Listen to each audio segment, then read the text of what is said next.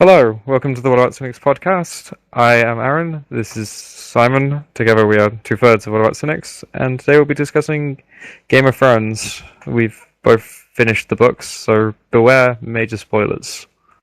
Yeah, this is from the perspective of people who have read all of the Game of Thrones saga. And we'll also be talking about the Winds of Winter preview in the back of Dance of Dragons.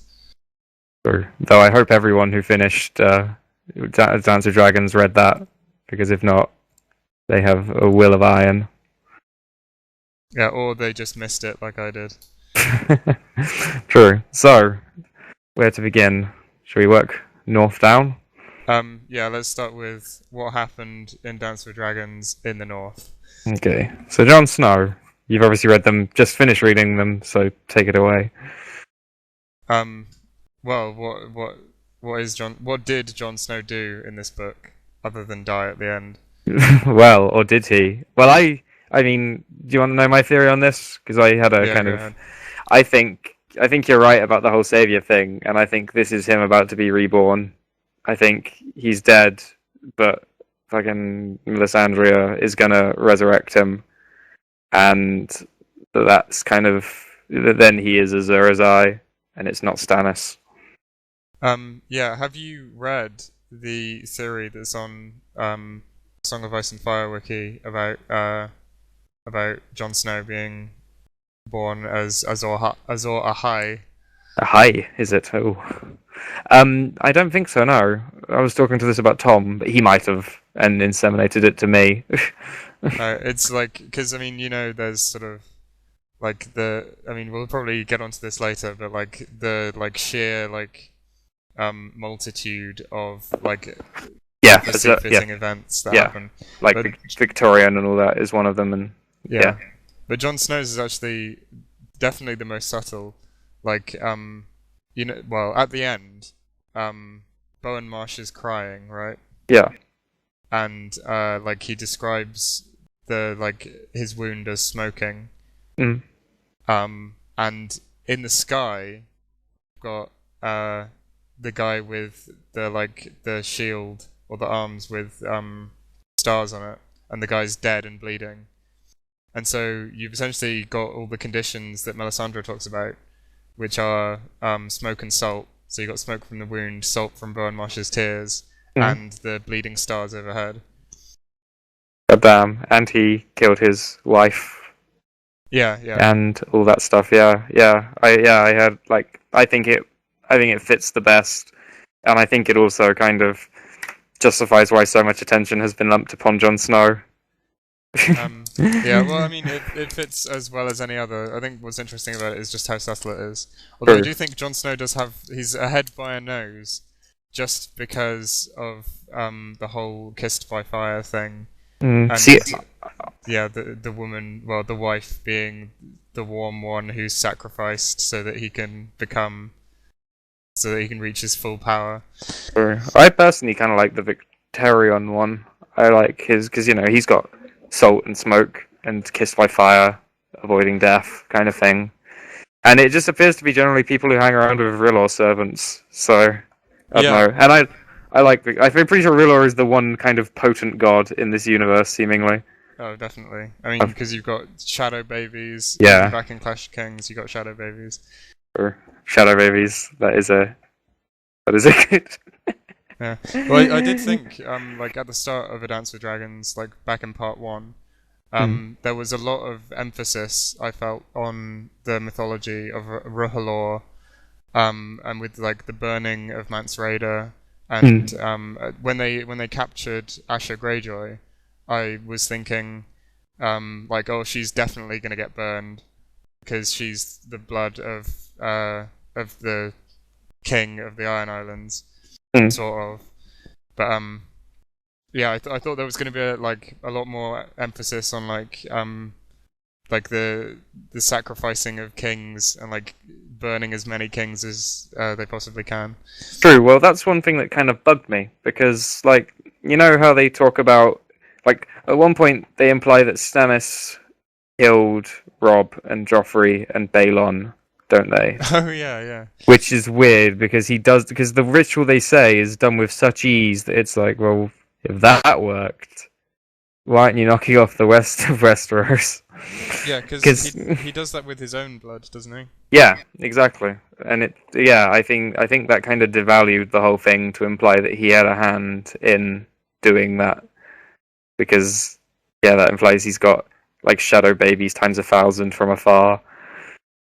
Yeah, well, I mean, it's implied, but it could just be a coincidence. But I think it is a coincidence because that's the only way that makes it. Because otherwise he'd be doing that 24/7. Yeah, I mean, because like with Joffrey and Robb Stark, and Balon.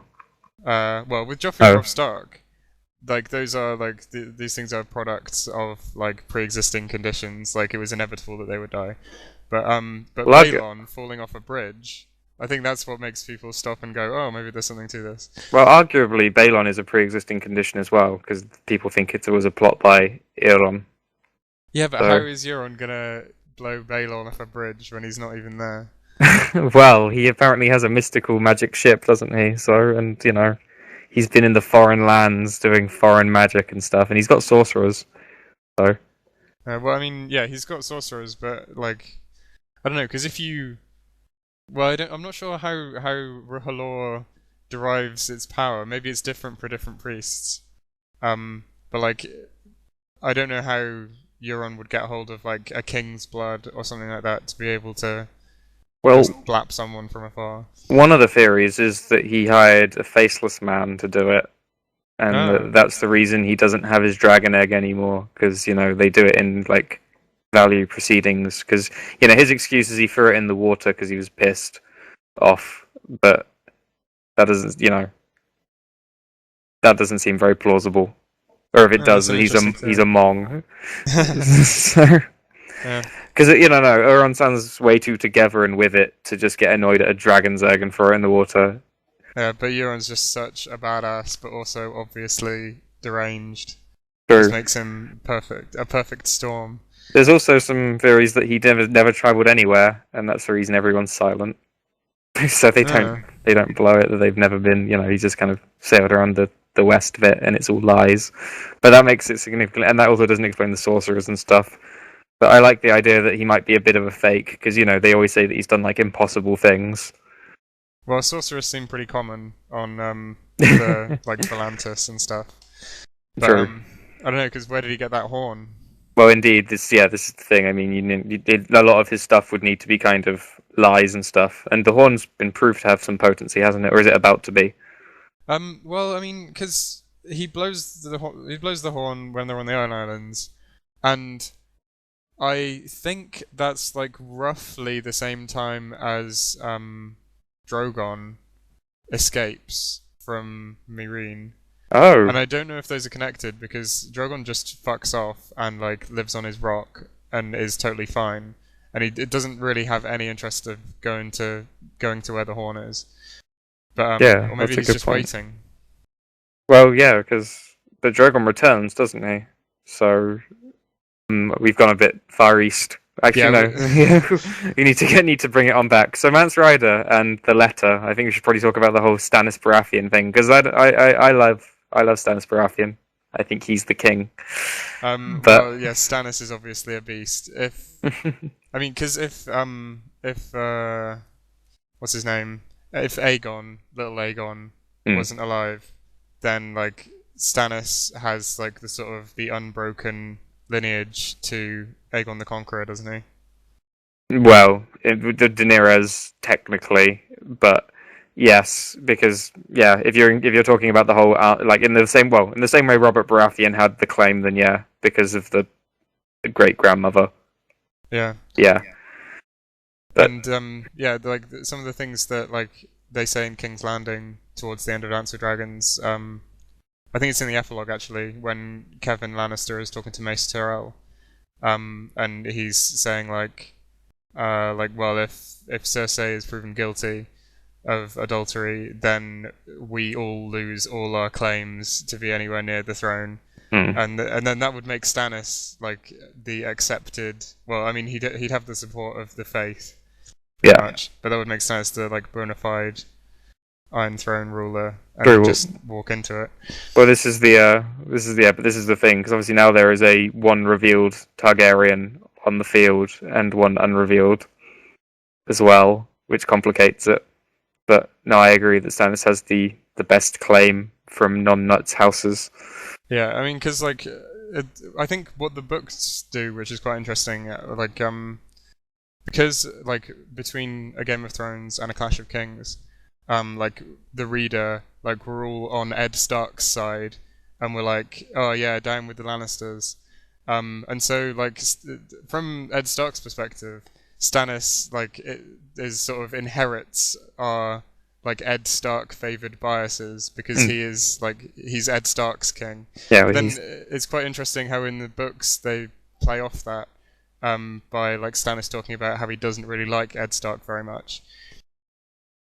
Well, yeah, this was the thing. I mean, one of the reasons Ed Stark died was because he refused to support Renly because he believed in Stannis so much, but Stannis still just views the Starks as more traitors.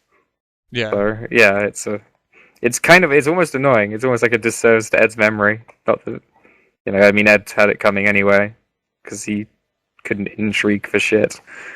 But, I don't know. I mean, when it comes to the whole, like, well, not Joffrey anymore, when it comes to Tommen and that being proved illegitimate, then I guess it's just basically going to come down to strength of arms, because even if the trial is a success for Cersei's adultery, then it's not like the remaining Lannisters and Tyrells are going to relinquish the capital and all that. Well, yeah, that's the thing. That's why I think Cersei will definitely like be proven innocent, just because in 2 books isn't long enough to overhaul the entire King's Court and then have more shit happen.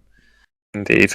Well, that's one thing I really like, actually, the way the King's Court, the kind of council, and the King's Guard all get steadily diluted as the pretenders kind of struggle between themselves. Yeah, like, I find it kind of sad, because like at the start you go like, yeah, King's Guard, they're like the elite warriors, they're gonna like get shit done, and then by the end it's just political appointments and stuff. Yeah. Well, that's one thing though. I think the more the King's Guard becomes diluted, and the more you hear about the old King's Guard from like Jaime Lannister, the more you realise that even the King's Guard at the beginning of Game of Thrones was significantly more terrible than the one under even Aerys. I think that's quite interesting because it makes you feel had badasses all the way. Yeah, exactly. It makes you feel like the kind of like Baratheon pretender line is somewhat pretendery, which annoys me because I kind of want. I mean, Baratheon or Targaryen on the throne? Which would you prefer by the end of this? Well, I mean, because like I think in terms of like the sort of smoothness and the elegance of the plot, it doesn't really matter to me because the Baratheons are Targaryens. So. Oh, I see. I still view them as quite distinct, but that's because I think I really latched onto that line where Robert's like, "Oh, they invented a way for me to be king or whatever."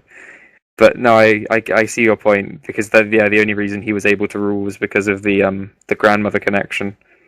So that's a good point. Well, is it to do with Egg and? Yeah, it is. It's Egg because Egg let his children marry for love. And so consequently, they didn't intermarry as Targaryens do. So consequently, there was a claim that Baratheon could exploit in true Crusader King style. Yeah, because like, there's one of the spin-off novels is about Egg, isn't it? 4 of them. Oh shit! There's 4 prequels all involving Duncan Egg, and I believe he's making a 5th. And then soon they're collecting them and releasing them because obviously they know they can make a shit ton of money off Game of Thrones prequels. Yeah, clearly. Which I want to read them, and they're currently really expensive because obviously they were released when no one knew who George R. R. Martin was. So yeah, I'm looking forward to reading them. The next one is called The Wolves of Winterfell, and I think it chronicles Ed Stark's granddad. Because it's all 100 years before Game of Thrones. Yeah. But Duncan Egg are up there, because I think they went on like a gap year. I think that's what they're doing for this entire thing. Because they're just in different places. But obviously he's royalty, and Dunk is a knight. I think he becomes one of the King's Guard. Actually, we might as well talk about that. There's a theory going around that Dunk is related to Brienne. Is like a descendant. Do I know enough about Dunk to be able to decide? Dunk is tall and blonde. That's what we know. Okay.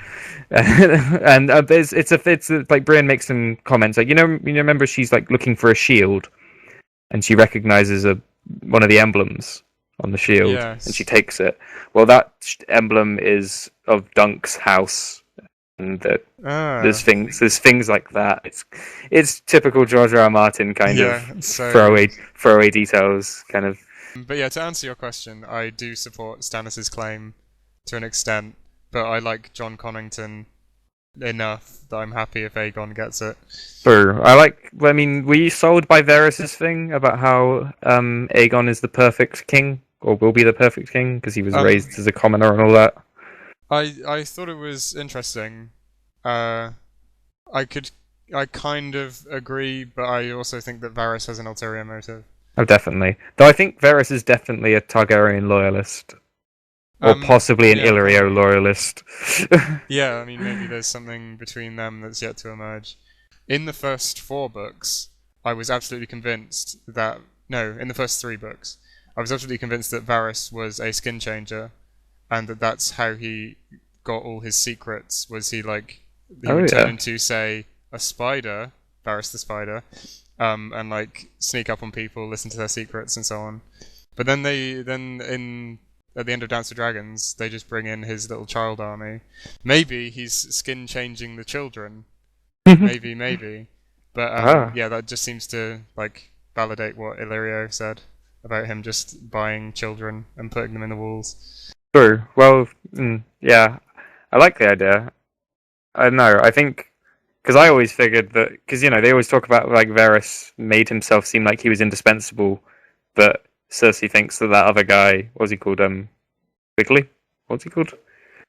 This is Wait, who are you talking embarrassing. about? The surgeon guy, the brother guy, the guy he was originally part of like the Vargo Hote cohort, and then Oh, Qui-Gon. yeah, Qui-Gon. Quiggles. Yeah. The way he took over the role and apparently did it fairly well and stuff like that.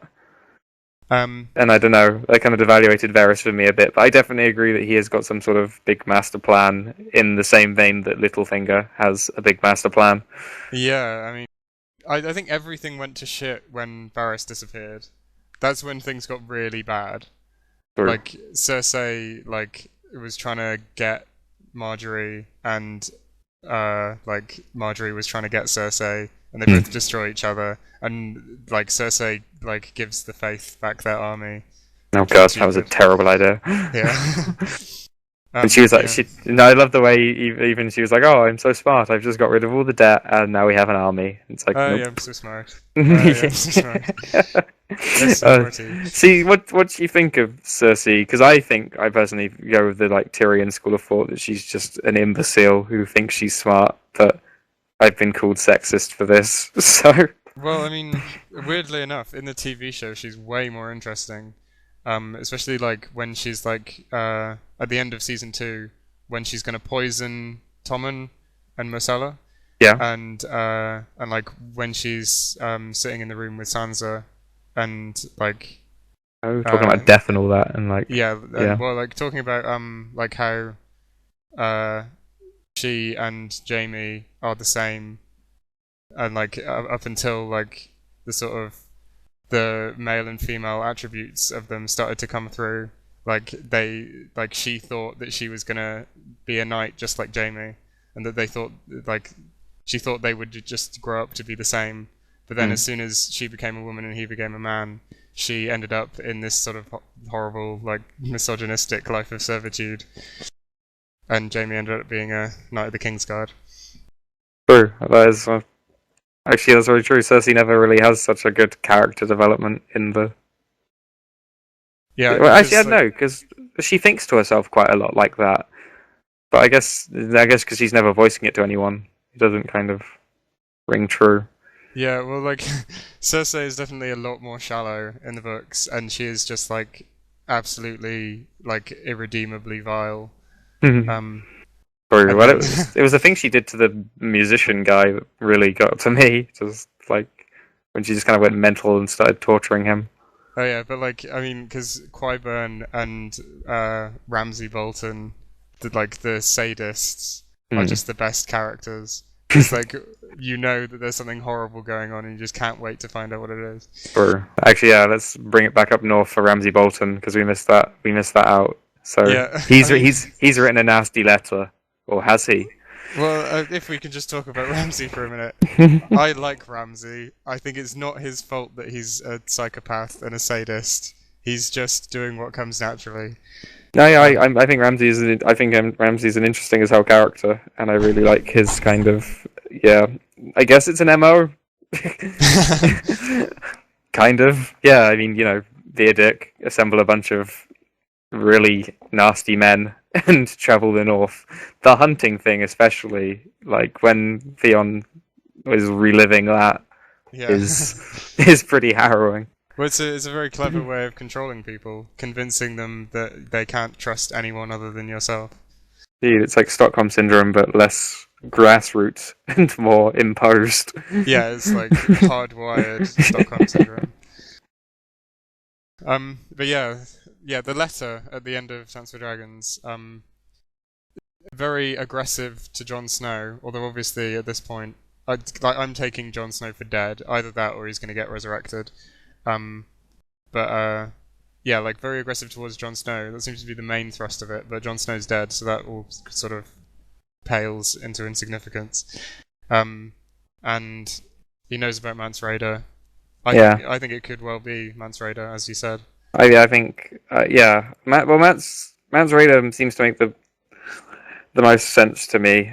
I mean, because it's either that or he knows about Mance Rayder. If he knows about Mance Rayder, then Mance Rayder's basically dead. So, and I think there's too much of a story going on with him. I also think it's kind of strange because surely if Stannis' armies have been destroyed through several days of battle or whatever, then he doesn't need to do all this because he can easily get his bride back. I mean, they've got horses. The bride and that are in the snow. There's nothing holding them back anymore because Stannis' army's dead. Like, the entire letter seems really schizophrenic in what it's asking for. Yeah, it seems that the Karstark guy has already sent the map, and so Ramsey's just going to come and find them, presumably, and like kill everyone. But I don't know, did they even fight? Well, this is the thing, because we don't know when. This is why I told you it's mind-blowing, because you don't... Well, not mind... I guess mind-blowing is the wrong word. It's confusing, because we don't know what period of time that Stannis conversation happens in. We don't know if that is before or after the letter. We don't know if that's just before Stannis' untimely death, or whether this is all, just this is just the timeline continuing as normal. It's really strange. But it's, it's like a strategic preview chapter, which is sneaky. Yeah. Well, this is George R.R. at his finest. Indeed, he's just knowing how much you're going to speculate about it. Yeah, I think that probably because all the important characters are still alive. So I think probably Stannis hasn't fought them yet in that chapter. And so you think Stannis does lose? Or do you think? I think Ramsey is lying. Okay. And Stannis has just found a nice place to hole up because it explains why Theon hears the war horn when he's on the walls at Winterfell. Because it was just one of the Umbers like trying to kill loads of Freys for some reason. I forget. Sure.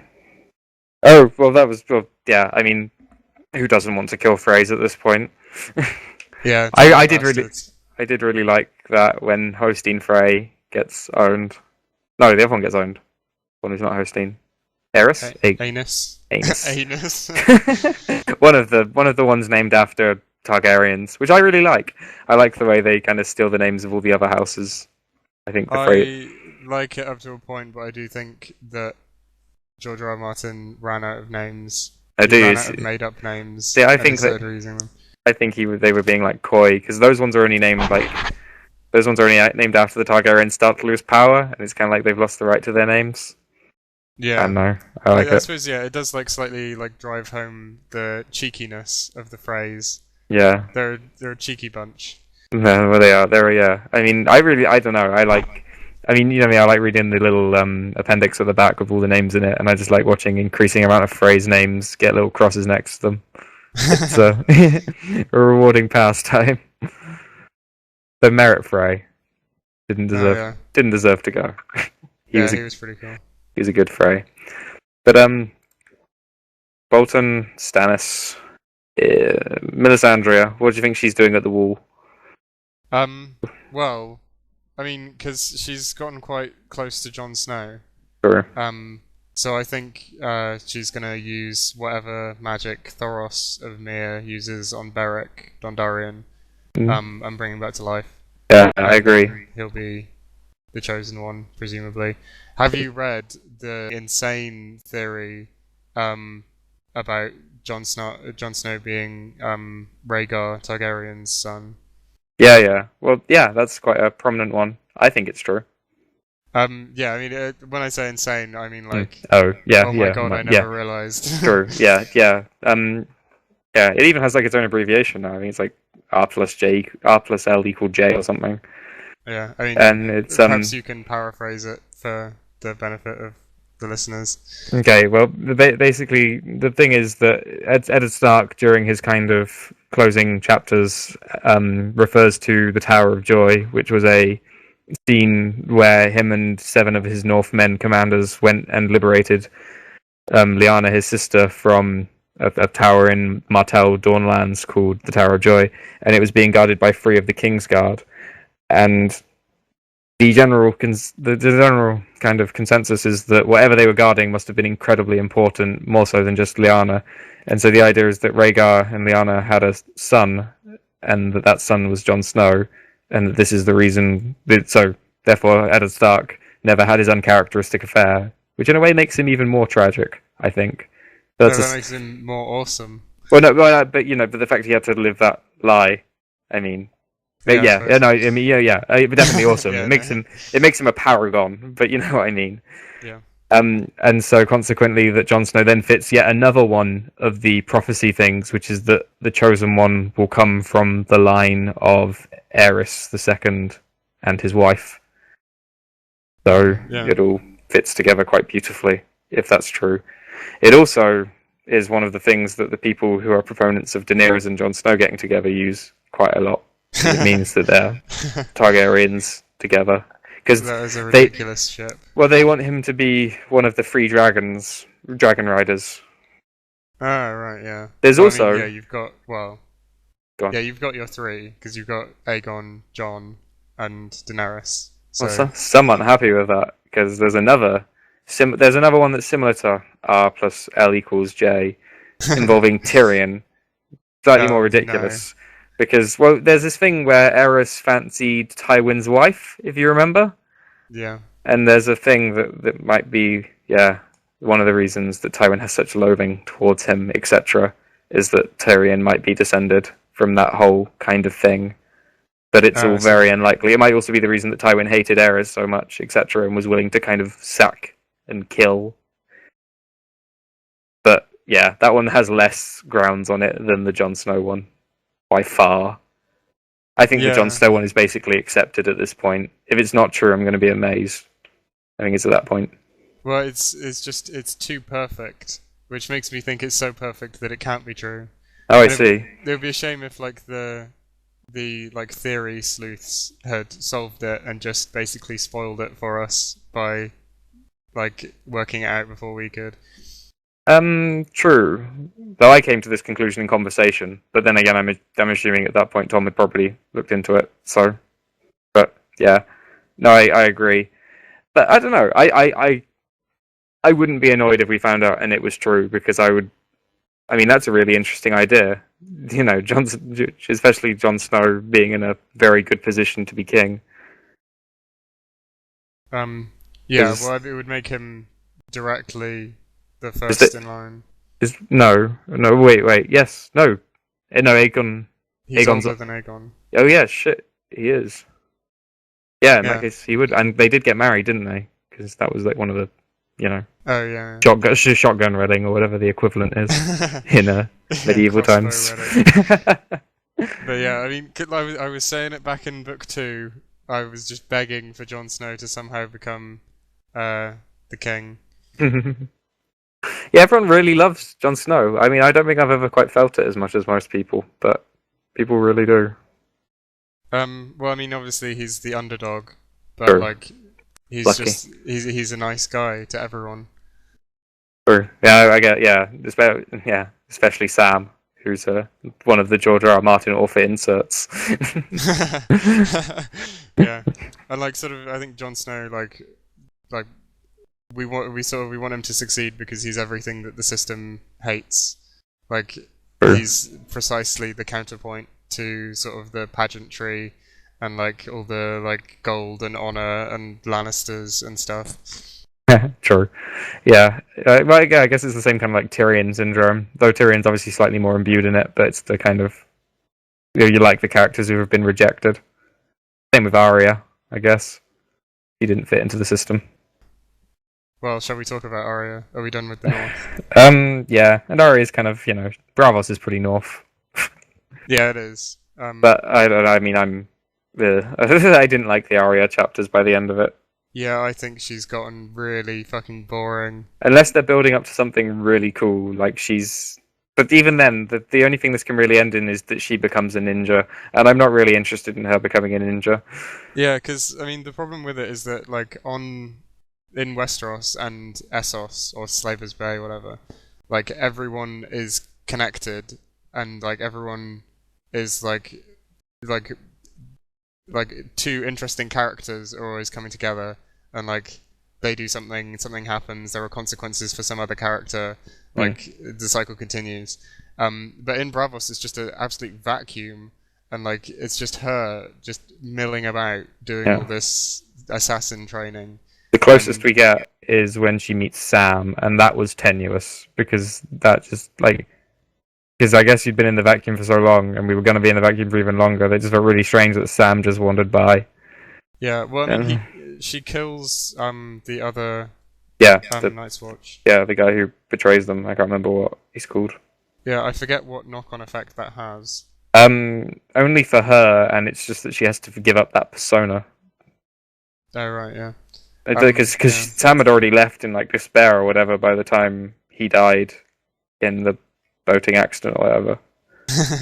Yeah, that's right. But I mean, there's not really much more to talk about Arya. I mean, I guess where she's going is that she becomes a faceless woman or man. I don't know if it's a gender-neutral title. One of the things I don't like about her chapters now is that like nothing that she is. Well, the entire reason she wanted to like become an assassin is so she can kill the people she wants to kill, right? Or have I misinterpreted that? No, that's my understanding of it as well. Yeah, but part of her training requires her to relinquish all of the grudges and like her identity from before. So she's just falling into this black hole where like she isn't related to any of the events going on in Westeros, and she has no vested interest in any of the events going on in Westeros. So I don't know what the point of her is. She'd better do something fucking epic. She's gonna have to kill a dragon or something. Well, I guess the idea of it is that she's trying to get the guys to teach her all the cool stuff, and then she wants to hold on to the hate and use it, which would be interesting enough. Because if nothing else, then I really want to know how this whole faceless group works. Because we've basically only got Jaqen H'ghar, who turned around and killed the pig boy guy, and then what? Well, Jaqen H'ghar was I really liked him in the show, really liked him in the book, but the way he changed his face doesn't actually seem to be the same way as Arya changes her face when she's training in Dance with Dragons. Because Jaqen H'ghar just like waves over his face and he's like, "Yep, I'm different now." But Arya like has the sort of priest guy like cut her face and then graft a new face onto it, and then seal it with magic or whatever. Well, maybe you get better at it. Maybe it becomes more effortless. But you're right. That was brutal. Yeah, I mean, I don't know what it's implying. Like, did he cut her whole face off? But I don't know. I thought the description where she talks about hands gripping her neck and she reaches up and nothing's there. I thought that was really cool. Well, there's some good description in the chapters. I mean, they're not bad chapters per se. They're just unrelated. I mean, they're like Bran chapters. Yeah. Oh well. I mean, who's the worst Stark sibling now? Yeah. Because Well, I mean, at least Rob and Rickon didn't have the fucking temerity to make us read their chapters. true. Though Rickon, we should probably get onto Rickon after Bran because there's some theories about him as well. You'd probably like to hear. But Yeah, cool. Bran is probably one slightly better than Arya in the sense that he's at least on the same continent and there might be building something. And you know that Raven's pretty interesting. Oh yeah, they're building something ridiculously because this has like been going on since the first book. Yeah, like well, you know, like Rihalor turning up in Clash of Kings, like Johnny come lately, please. No, true. This is whatever Bran's training is going to be. It's going to be good. There's a really and Jojen, like whatever's happening with him and his teachings. Oh, I don't know with Jojen, like because Mira's really cool. Like obviously, like Bran and Mira, like maybe when he's older, but Jojen is just such a fucking tag along, and he's not there for like comedy value like Hodor is. Well, do you want to know a theory about Jojen? Because you know Bran. Yeah, go on. Do you know Bran has that paste, like near the end? Oh, what the like weirwood Yeah, pastes? and it's like Jojen's not around. Well, one of the theories is that the paste is Jojen. Whoa. And that like because he's getting weaker and weaker and stuff, and he keeps like if you look back at it, there's some things he says about that kind of stuff, about like his training and things, and like one of the theories is that Jojen's like sacrificed himself, been fucking meshed up to be eaten. That's fucking grim. Yeah, but equally, like you know, it's plausible. Sadly enough. Yeah, it is plausible. But I don't know why you would read that chapter and read that into it. Well, indeed, but the guy had a pretty convincing argument. I'll find it for you after all this is over. I might link it at the bottom of the page as well. Yeah, It's probably should do that actually with the theories we've got if we can find them. But I agree. I think at this point though, he might have just been trying to look for a meaning for Jojen because other than the kind of gateway green seer, then there wasn't much point in him. yeah, because he's been he's convinced himself and convinced Mira and Bran that he has to be there, but he obviously doesn't because he contributes nothing and just eats all the food. Indeed, he's steadily weaker.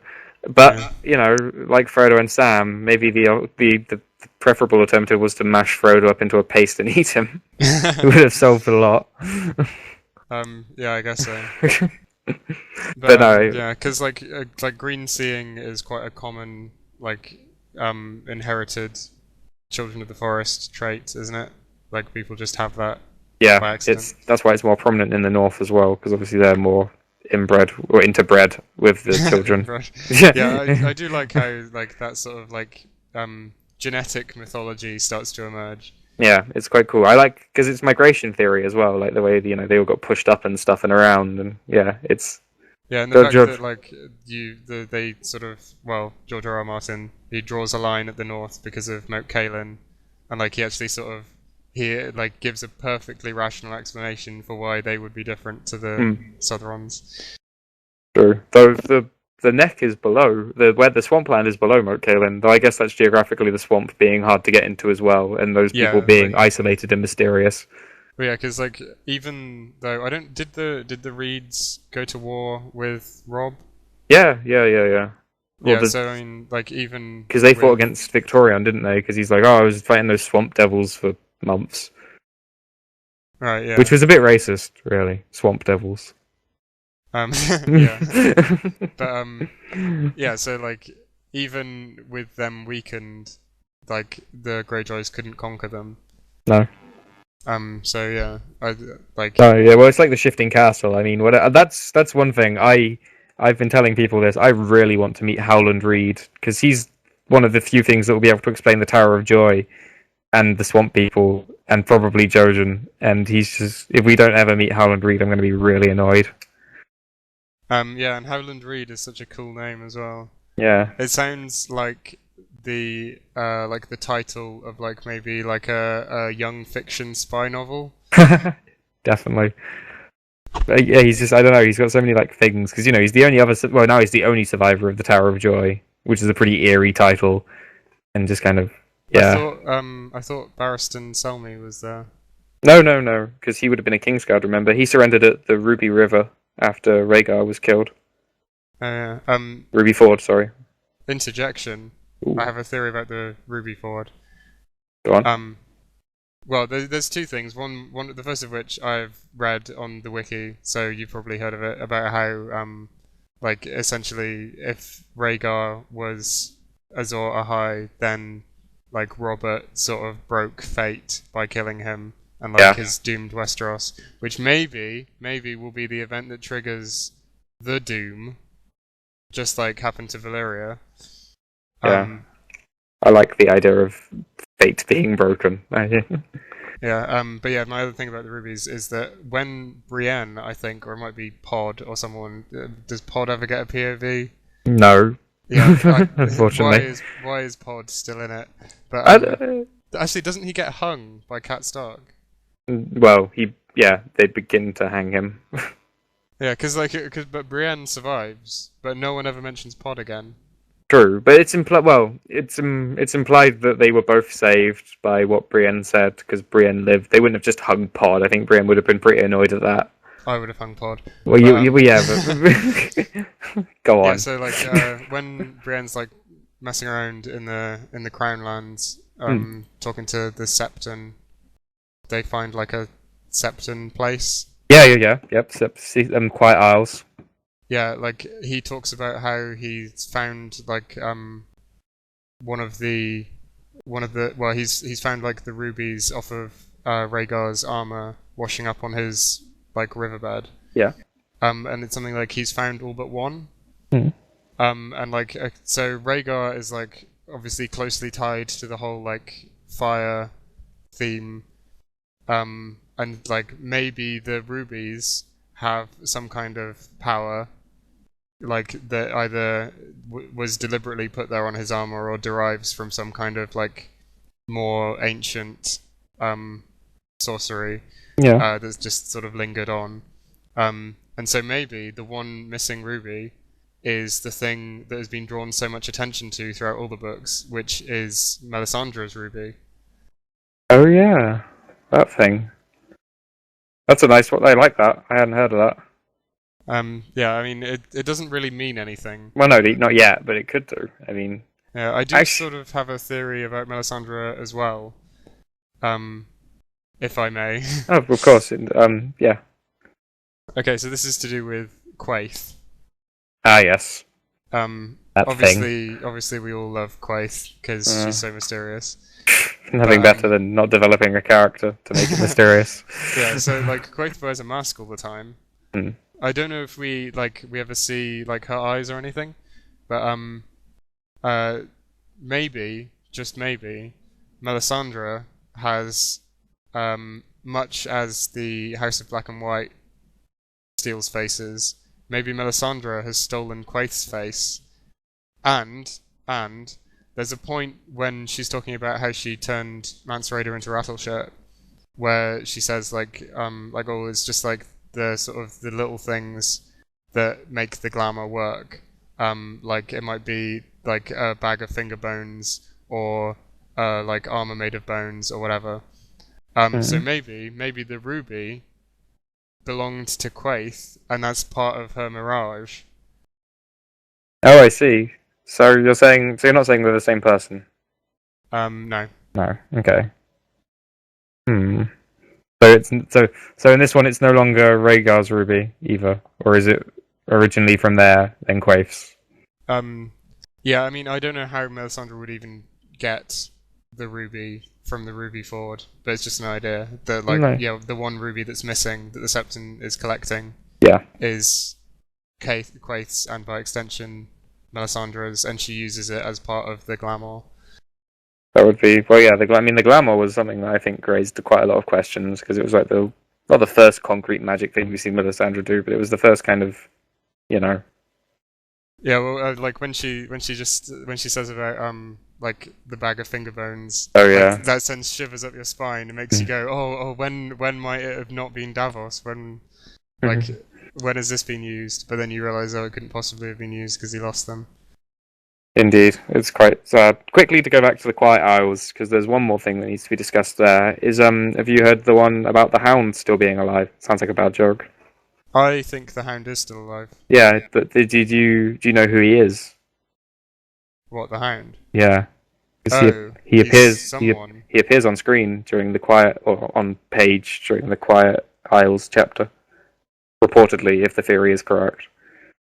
Because you know the head septon of the Quiet Isles is like, oh, I found the Hound, and the Hound is dead. I don't remember that, but yeah, go on. Yeah, well, okay, he does, and he's like, oh, I found him by the road, and he's gone, his spirit is no more, etc. Well, he only ever refers to the Hound being dead, not who'd you call it? Not his actual name. It escapes me right now. Sandor Clegane? Sandor. Damn it. That's terrible. It's been too long. Anyway, but while Brienne's there, she notices like a really tall septon guy, like brother digging, and he also sees the hounds. She also sees the hound's horse, and the big guy also has a limp and is like pretty fucked up. But it's only like a passing statement. But it could be that he's. Because he talks about like the Hound's rage being gone and the Hound being dead, but never Sandor. Right, and it's the kind of idea that either he's genuinely converted or he's laying low. I can't imagine he's actually given up the ghost and given up fighting. Yeah, well, I mean, I don't think that's ever going to get resolved. It's too small of a thing. True. Well, I guess it's a kind of I suppose. I imagine he won't come back, and it's just implied that if you want to, he lived happily, or at least. Yeah. Not angrily. But you never know. I mean, with all the Sansa stuff going on, which I think we should probably get onto soon. Then the one missing. Well, I mean, we haven't talked about Rickon. Shall we do Sansa first or Rickon first? Rickon first, because Rickon's a lot more conjecture than Sansa. Okay. There's a scene when Bran senses that Rickon's wolf is fighting a unicorn. Do you remember that? Which book is this in? The last one, the one with. Well, no, the one with all the Bran chapters in Dance with Dragons, wasn't it? Yeah. Yeah. There's a thing where where they sense Rickon's wolf is fighting, and they sense that it's fighting a unicorn, I think. And Davos has been sent to find Rickon. Has he? I thought he'd just. Yeah, because remember Davos. I don't know what Davos is doing. With Davos, you remember because Wyman Manderley pretends to kill Davos. Yes. And then brings him the little squire boy who saw Rickon go, yeah? Yeah. He then says to Davos, if you can get Rickon, then we'll join Stannis, because you'll have a rightful heir of the North, yeah? Oh, right. Okay, he then points to a map, and Davos says that, something along the lines of any cannibals live there, or something, yeah. Which is heavily implied he's going to Skargos, which is it's coming back to me now, yeah. Yeah. And equally, Rickon, the Rickon wolf thing that Bran says also implies Stargos, because one of the few things we know about it is it's kind of like an Icelandic whaler society where unicorns live and cannibals are. And so we can basically assume that Rickon has somehow managed to get across the sea to Skargos, and that is where Davos is going as well. And so that is probably what's going to happen in Book 6 in regards to him finding Rickon. Oh, I see. So, yeah, I was wondering, because, Davos was left as a bit of a... Yeah, cliffhanger. Yeah, because he's not in part 2 at all, I don't think. We discover he's not dead, but that's about it. Yeah. But yeah, so that's the theory of where Davos is and Rickon is going, that's all that stuff. Though I'm guessing that will have to be resolved pretty quickly, because he's got to get Rickon, get him back down to Wyman Manderley so they can start the actual fight soon. Yeah, this is true. Yeah, he's running out of time. He really is. I don't know how. Yeah, I mean, people are just gonna have to start appearing in places and being like, "Yep, done that."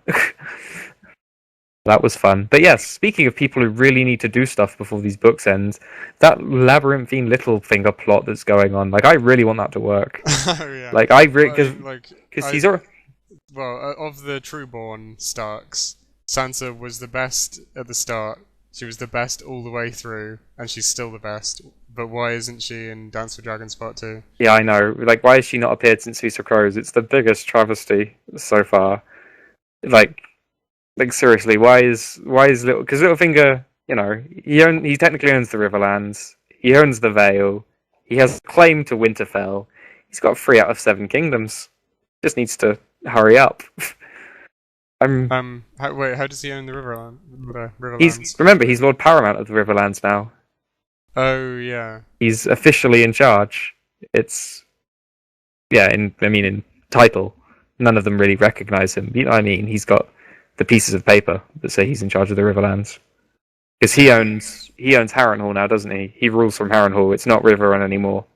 Yeah. Because the Freys own Riverrun, the ship Frey, Emmett or something, who kept saying that he owned the place. Yeah, I remember. Yeah. That was some funny. I really like those the Jaime Lannister chapters where he's just touring the Riverlands are pretty good. Yeah, I think Jaime Lannister has become one of the best characters. Mm. Yeah, just like going around solving land disputes. Yeah. Just being an all-round good lord. With like the only troops left in the Riverlands that haven't been fighting for months or years. But the Vale, Littlefinger, like not Hugh, whatever he's called, the little boy. No, not little, but Harold the heir, Harry the heir, all that stuff. Like when that kicks off, it's going to be cool because I've been really looking forward to the Vale getting involved. Well, I think this is something that needs to be unravelled because is Sansa going to marry Harry the heir, or is Sansa going to marry Littlefinger? No, Sansa's going to marry Harry the heir because Harry what will that accomplish for Littlefinger? Well, because when Harry the heir and Sansa are wed, then, as he says, the Lord of the Vales will all clamour to regain her hold on the north. So potentially, you're going to get an entirely new army riding up to the north to fight. Is Littlefinger's plan? But then once Sansa has the north, then the idea is that Sansa's eternally grateful to Littlefinger, and Littlefinger can continue to cement his. Well, I'm assuming he plans to take over everything at this point because, he's pretty much appearing at the end game because he's soon about to openly defy the crown.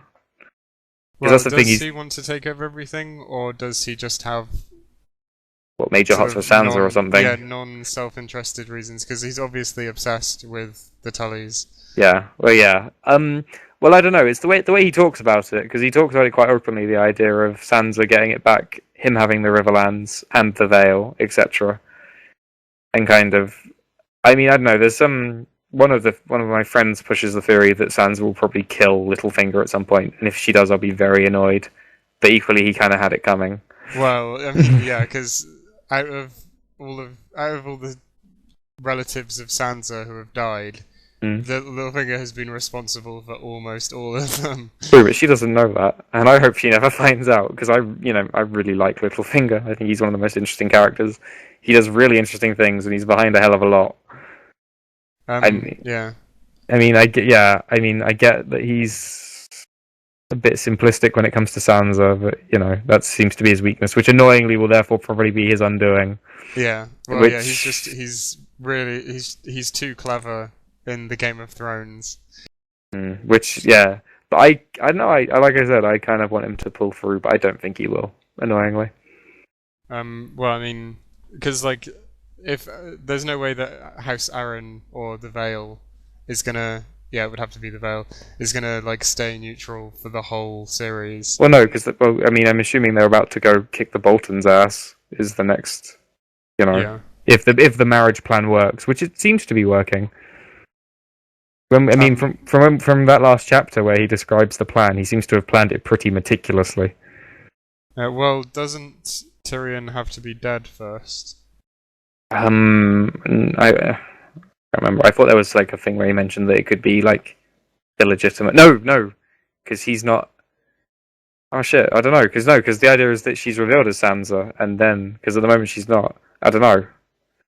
I don't think so though. Also, isn't Tyrion assumed dead, or at least ran away? I don't know, because according to the throne, because, I don't know, Cersei's convinced that Tyrion is alive and orchestrating all of the shit that's going down. True, but Cersei doesn't, Cersei's not a moral authority anymore, thankfully. That's true, yeah. I don't know. I would think that Tyrion would have to be dead, properly dead. I think, yeah, maybe. I don't know. I think they'll probably overlook it in the case of that because she can say she was coerced or whatever quite easily. And I think Sansa's going to play the Littlefinger's game in terms of marrying Harry because obviously that's the best chance of getting Winterfell back, which I assume is what she wants. She probably doesn't even know what she wants, to be fair. Yeah, well, she probably just wants people to stop marrying her. True, but, you know, sometimes being married is all you've got, as Cersei said. Yeah, I mean, because, well, I mean, the only place that her character really has to go is, standing up for herself and being a player rather than a piece. True.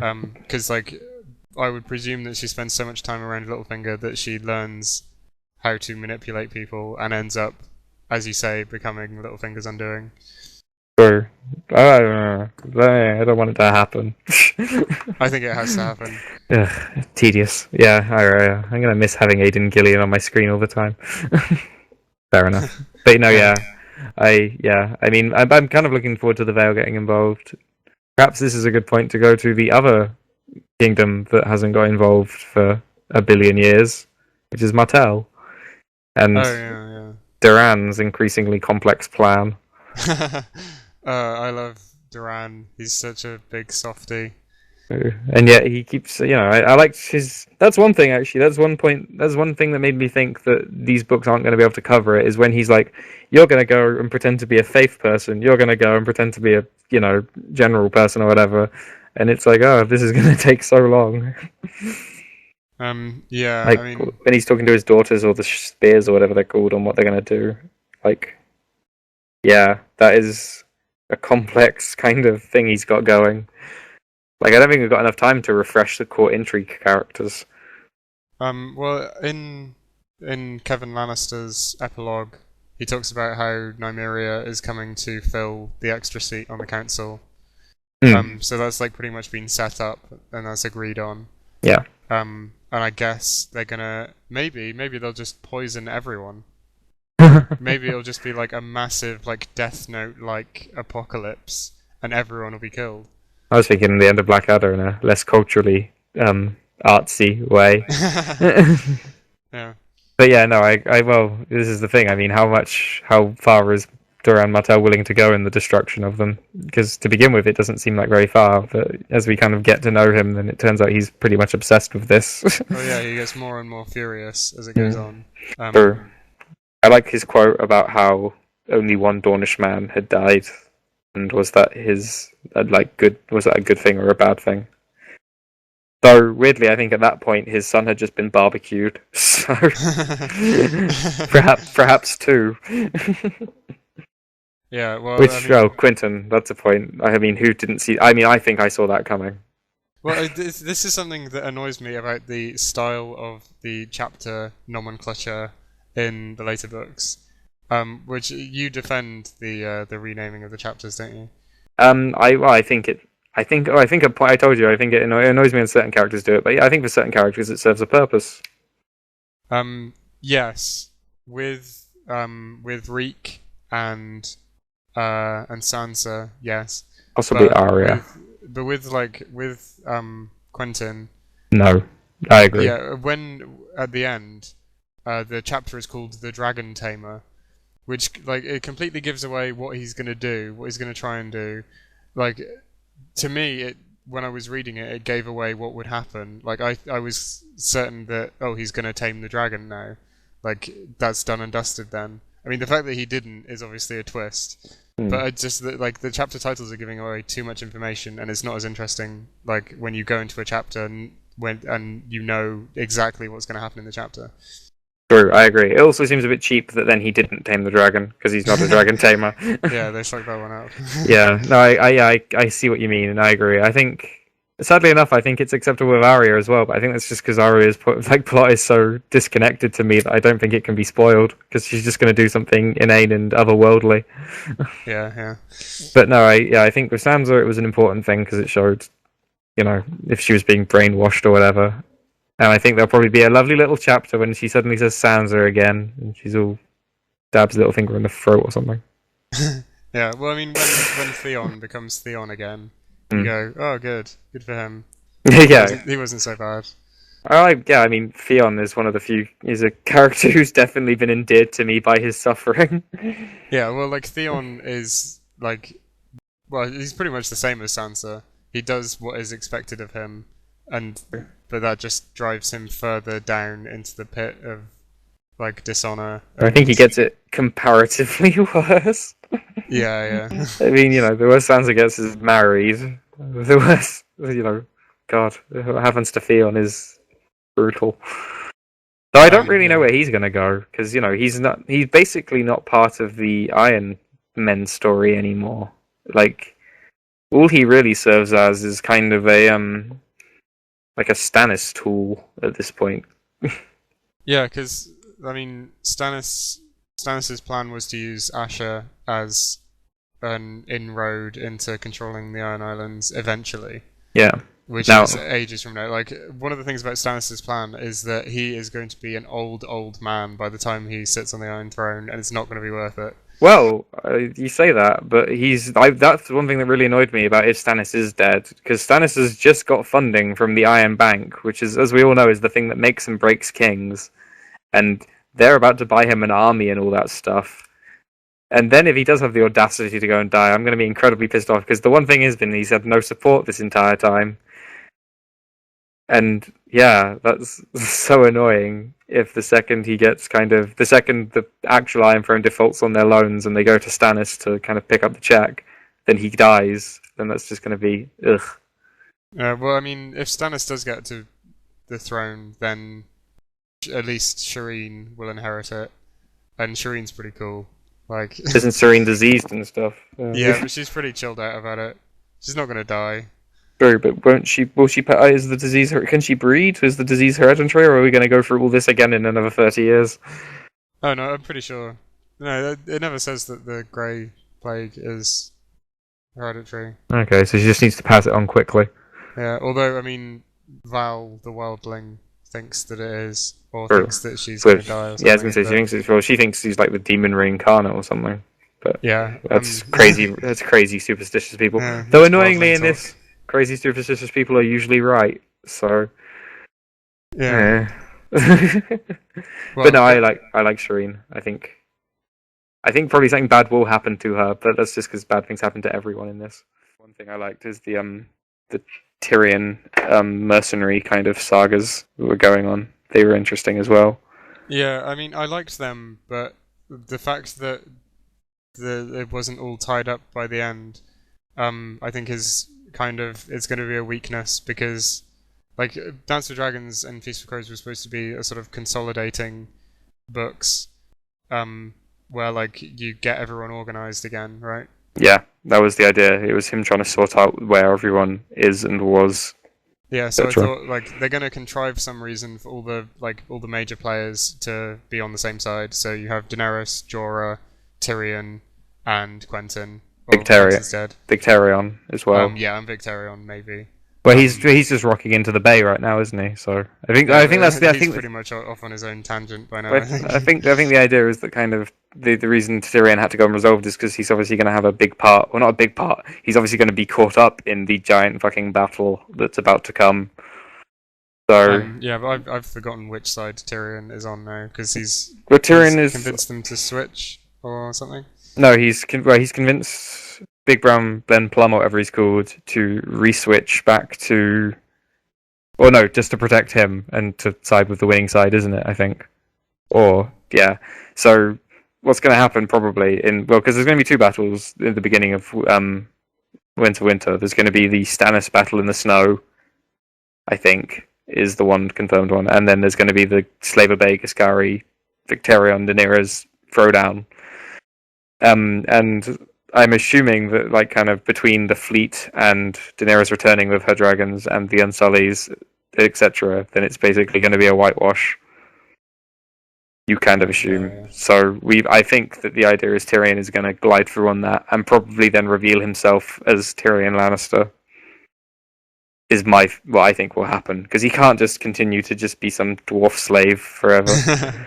Yeah, because the reason Jorah is bringing Tyrion to Meereen Is that just because he's a good bargaining tool with Cersei?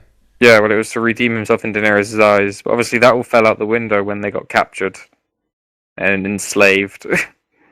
Yeah. Yeah, Obviously. but to begin with, it was because he thought that he could, because he pissed Daenerys off, and he was hoping that he could win her back by, yeah. Yeah, I brought you a Lannister. I think Daenerys is totally unreasonable dismissing Jorah. No, I agree. But it's just because she needs to be an empowered woman. Yeah. Which you'd think having an army and a couple of dragons would do, but no, always want more. Yeah. Well, she ends up marrying a slave owner, so. Well, indeed. Which is another, yeah. I mean, obviously it was the whole kind of politics of the matter, but that thing felt like a defeat as well. Well, I feel like the sort of closing chapters of Dance with Dragons were trying to imply that it was the Mo Resnack, who was sort of running the show, like on both sides, like with Quentyn and with Barristan Selmy. Okay, he engineered for everything to fall apart.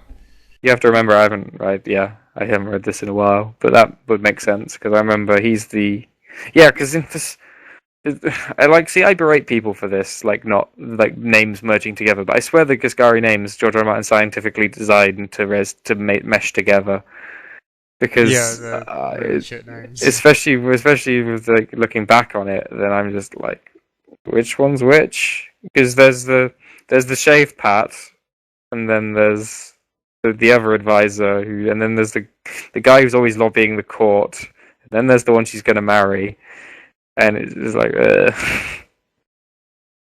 and then fucking the guy that she kills in the TV, or she locks in the unlockable safe in the TV show turns up again. Zario, whatever he's called. Yeah. And I forget how he sort of exits the storyline in Dance of Dragons, because he's like besieging.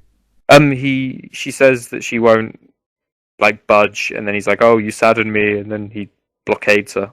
So he's gonna be on the Victorian axe side of things, I think. Yeah, Victarion is gonna cut him up.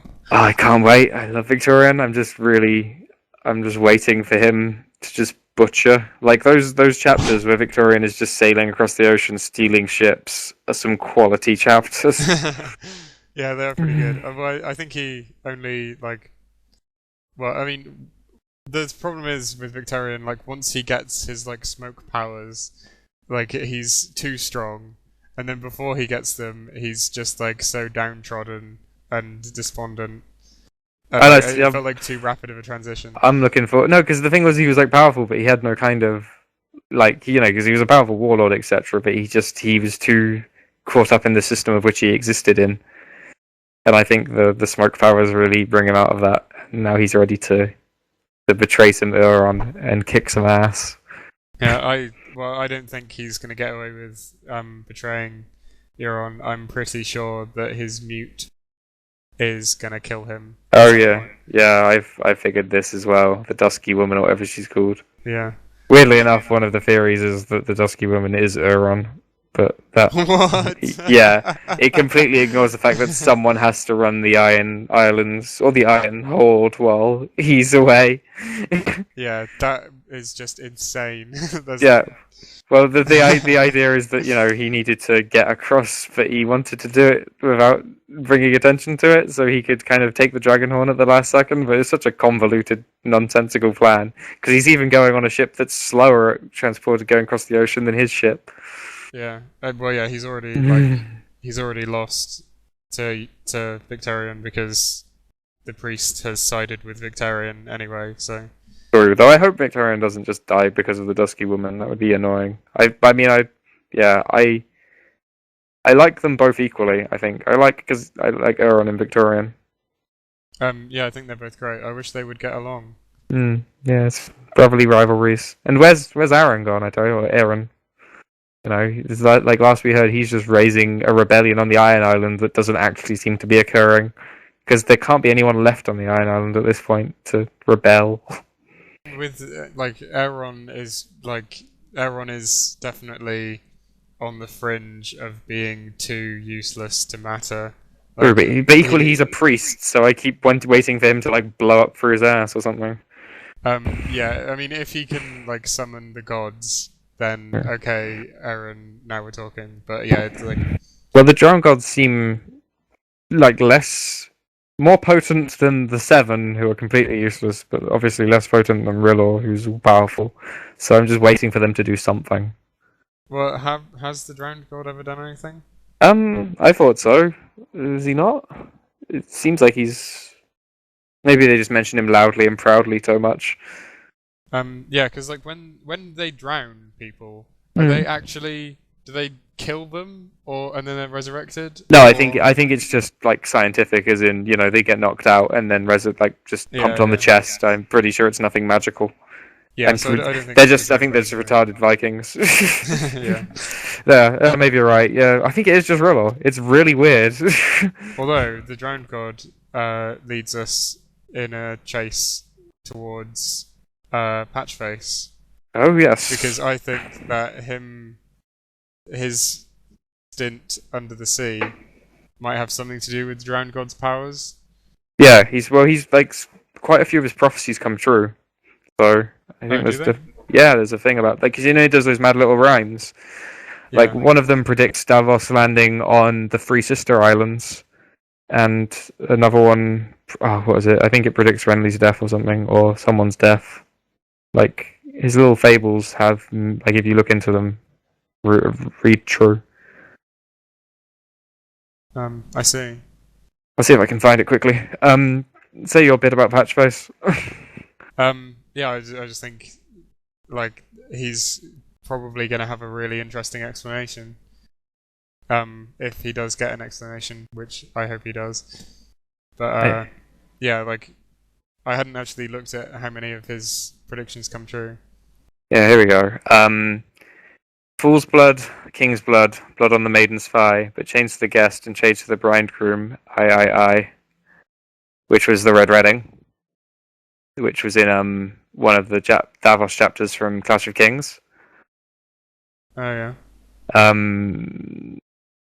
Where is it? There is under the sea, snow falls up. I know. Something about crabs. Yeah, which is predicting the Celtigars because the Celtigar is the crab, and that's where he washes up. And there's a couple. Yeah, where is it? Because as ever, there are strange theories about Patchface's heritage as well as his drowned qualities. Like some people, because there's a branch of the Targaryen family, the guys who are part of the Golden Company, like the Black Fires or whatever. Then there's apparently where is it? Yeah, it's the there's a thing about Patchface being a green seer. Oh right, yeah, that would make sense.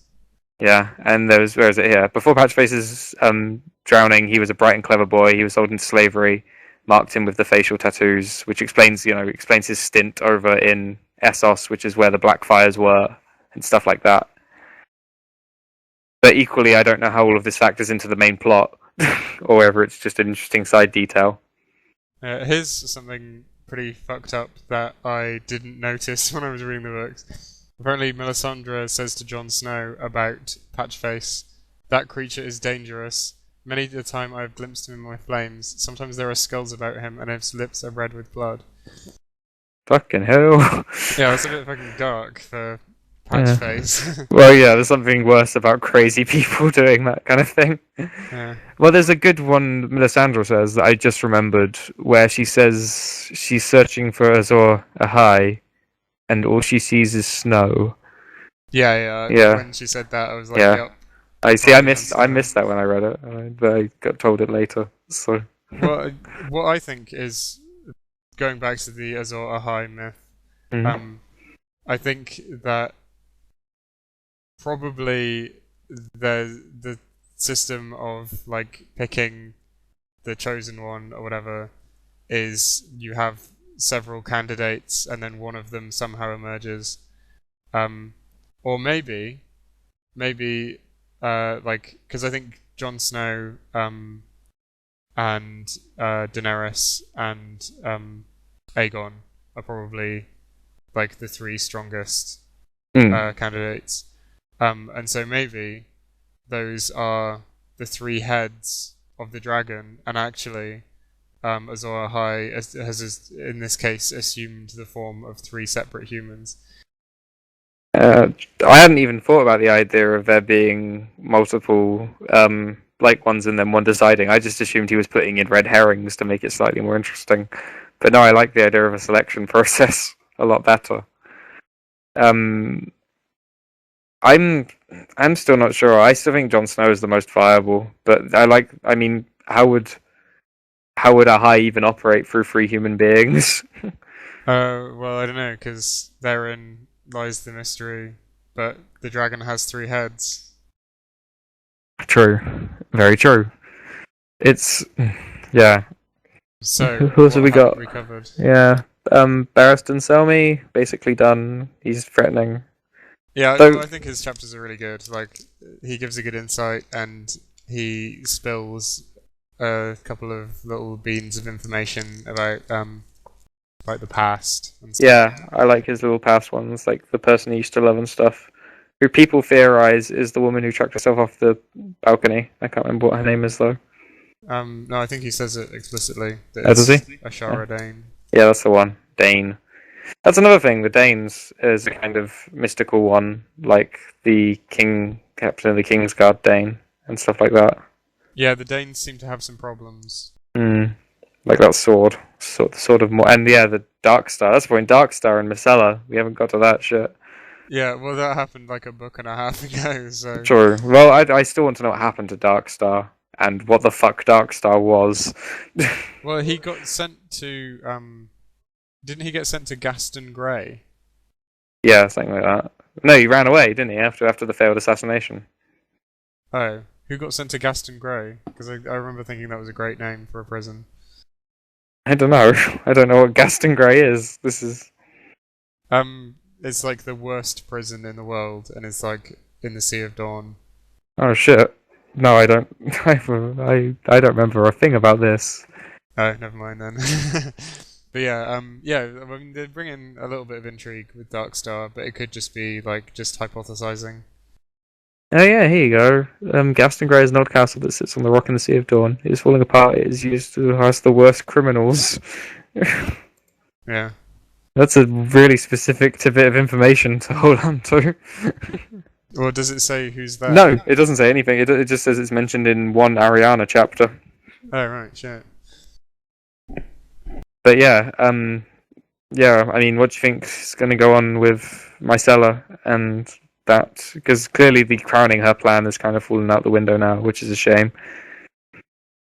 She's like the only one I like out of the three of them because Tommen's just fat. Yeah, Tommen's boring. But yeah, and I think it's quite a nice bit of happenstance the way that Aris Oakheart bravely throwing himself at like Arya Hotar dying makes it possible. Champion. Indeed, it's yeah. I mean, yeah, a bit of a throwaway character, but no, it worked. I don't know, because I mean, obviously, I guess you feel the same. Became really fond of Aris as his chapters developed. Mm. Yeah, Indeed. that leads us on. Yeah, that leads us on to Cersei's champion, right? Yes. Who I think are we in agreement? Who it is? Yeah, I mean, I had a, well, I felt strongly that I knew what it was from like the beginning of Feast for Crows. Yeah. There's only one person it could be. Yeah, it's the resurrected corpse of Sir Clegane. Yeah. Now, if I was Qyburn, I would have gone one better and kept the corpse of Oberyn Martell and sort of super glue Oberyn Martell onto his arm to use as a weapon, Oh. and maybe use like the body of Tywin Lannister on the other arm, and then you've got and then reanimate them all, and then you've got a triple fighting like Tywin, Gregor, Oberyn giant. Oh my lord, that would be insane. I think Qyburn had enough trouble, probably had enough trouble resurrecting one corpse. But no, I would love to see Tywin's corpse because I really like Tywin, but I'd love to see him used as an appendage. I think Tywin dying was just about the right thing to happen in Really? Storm of Swords. I don't know.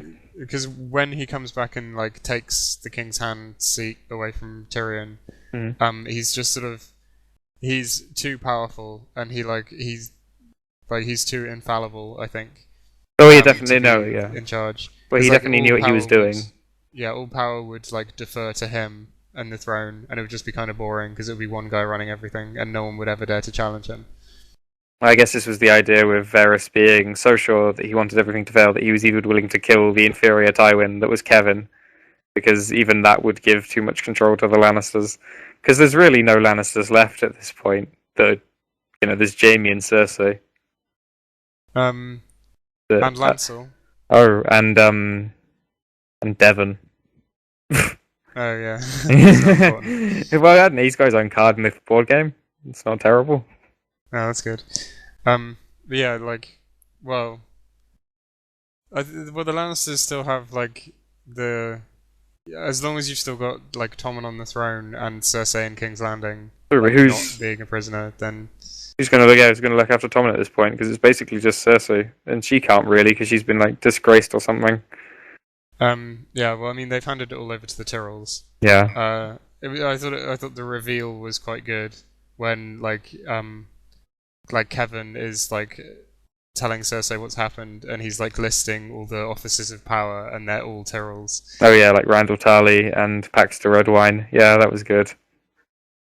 I really like I'm looking forward. I hope kind of Mace Tyrell and I'm still waiting for the Queen of Thorns to do something, because she's got to die soonish because she's an old person and old people can die pretty easily, kind of without qualm.